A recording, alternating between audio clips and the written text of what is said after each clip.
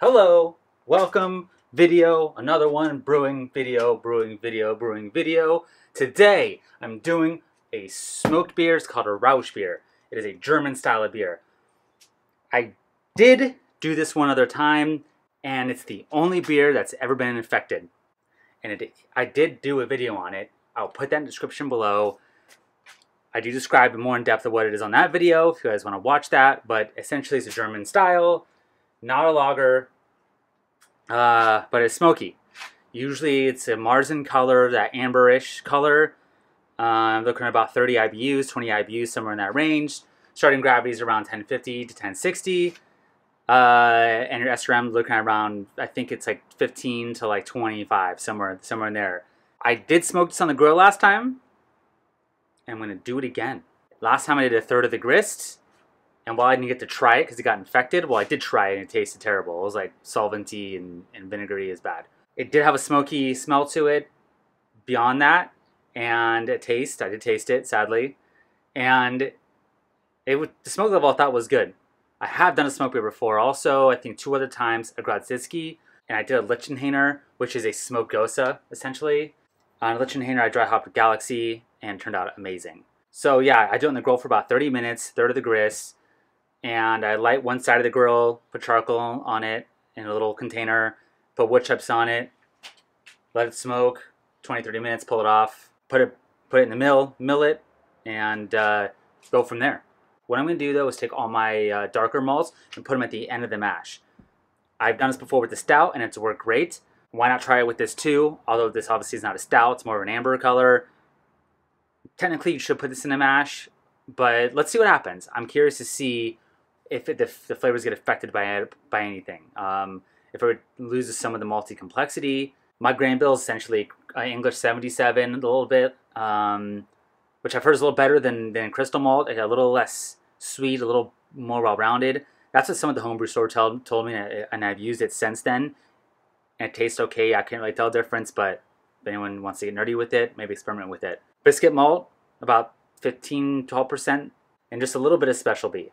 Half of this is going to something else for a different video. That's also the reason why I'm putting the dark grains later. I'm also not going to do a boil on this. This is a raw boil rauchbier. A little bit of a nod to the old style Middle Ages brewing where they didn't really brew, boil I should say. It was all raw beer. Raw ale I should say. And I've done 2 raw ales before and they both turned out great. No DMS at all, that vegetable corn flavor. I think our malting process this day and age is done so well that you can just do raw ales and you're okay. That's my theory so far. We'll see how the third one goes. So what I'm going to do is steep saws in hollow tower for about 15 minutes. And that gives me an IBU of about 20. And that's how I get my my IBUs that way. So let's get the grain smoking. Let's do it.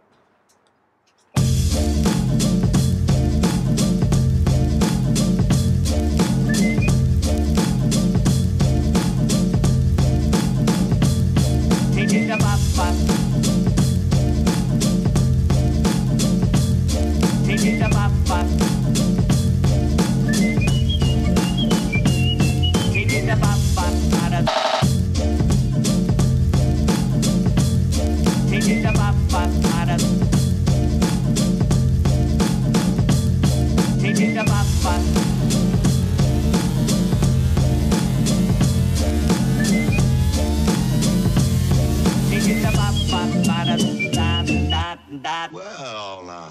I put too much lactic acid in by accident. I'm gonna leave it though. I'm gonna leave it. Going for 5.2. I have baking soda on hand, which can raise the pH. But seeing as this is somewhat of an experiment, let's see if anything is affected by it. I didn't plan correctly, guys. I did not plan correctly. Thought, oh, I'll just run off 1 gallon for my other beer I'm doing, which I need to keep light. I had some dark grains and I'll run up for the rauchbier. The problem is that if I were to take just the first runoff for my other beer I need, that would leave me with way too lower gravity for my rauchbier. Could boost it up with DME, which I'm tempted to do, but I'm not going to do that. I'm going to do something absolutely nuts right now. You should try this at home. I'm going to run off all of it, put my sparge water in, run that off, take the gallon I need for the other beer, then put my dark grains back into the mash and recirculate my runoff wort back into the mash and back through and out again to extract the color. I've heard of this actually being done before. I read it briefly, I think, in Randy Mosher's Radical Brewing. I think that's where I read it, and this was done at some point in the past. They would take the wort and run it through the mash again. If it worked for them, it could work for me, right? Now I'm the king of the swingers, oh, the jungle VIP. I've reached the top and had to stop, and that's what's bothering me. I wanna be a 153.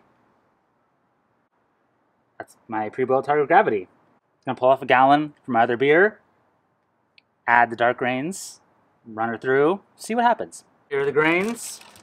Small batch brewing, man. It's not a lot, is it? I wanna be a man cub, and stroll right into town, and be just like the other men. I'm tired of walking around. Oh. All right. This is just the kind of weird I love. It's fantastic, really.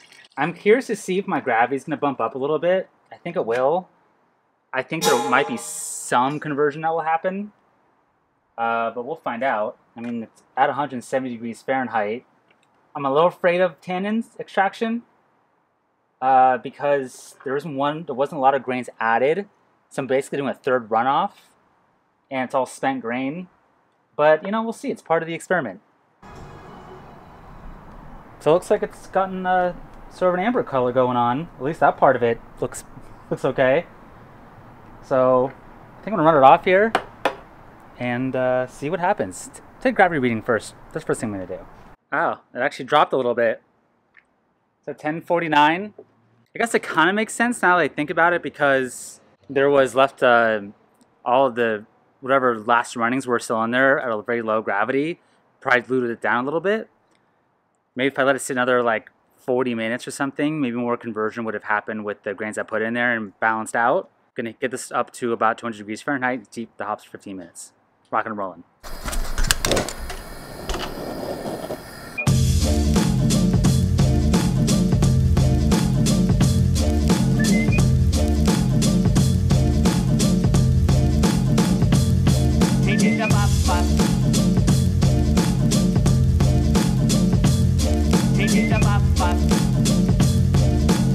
Smells alright. Smells kind of fruity, actually. This is US05. I thought about getting a German strain, like a regular German ale strain, but I'm sure this will be just fine.